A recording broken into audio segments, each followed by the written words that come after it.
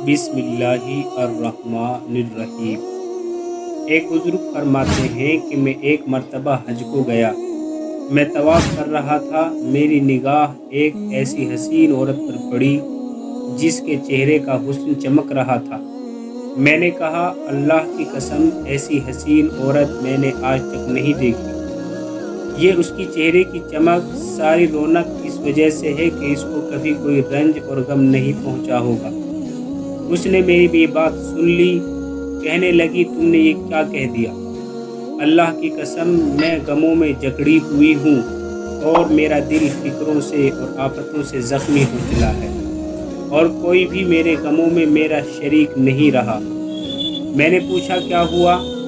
کہنے لگی، میرے خاوند نے قربانی کی، ایک بکری ذبح کی، میرے 2 چھوٹے بچے کھیل رہے تھے اور ایک بچہ دودھ پیتا میری گود میں تھا۔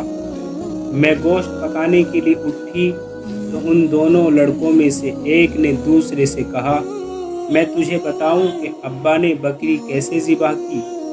اس نے کہا، بتا۔ تو اس نے چھوٹے بھائی کو لٹا کر بکری کی طرح ذبح کر دیا۔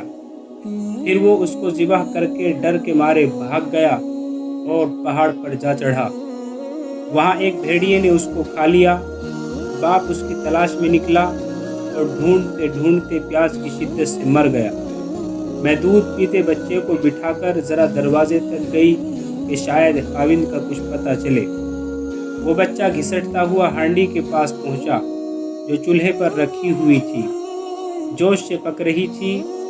اس کو جو اس نے ہلایا وہ پکتی پکتی اس پر گر پڑی، جس سے اس بچے کا سارا بدن جل گیا اور ہڈیوں سے گوشت الگ ہو گیا۔ میری ایک بڑی لڑکی تھی جو اپنے خاوند کے گھر تھی۔ اس کو جب اس سارے قصے کی خبر پہنچی تو وہ خبر سن کر زمین پر گر پڑی۔ اسی میں اس کی موت ہو گئی اور وہ بھی مر گئی۔ مقدر نے ان سب کے درمیان سے مجھ کو اکیلا چھوڑ دیا۔ میں نے کہا، ان مصیبتوں پر تجھے کس طرح صبر آیا؟ وہ کہنے لگی کہ جو شخص صبر اور بے صبری میں الگ الگ غور کرے گا وہ ان کے درمیان بہت دوری پائے گا۔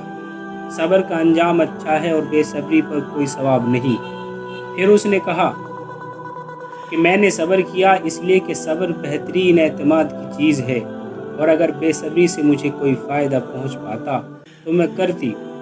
میں نے ایسی مصیبتوں پر صبر کیا کہ اگر وہ مصیبتیں سخت پہاڑوں پر پڑتی تو وہ پہاڑ بھی ٹکڑے ٹکڑے ہو جاتے۔ میں نے اپنے آنسوؤں پر قدرت پائی، بس ان کو نکلنے نہیں دیا۔ اب وہ آنسو اندر ہی اندر میرے دل پر گر رہے ہیں۔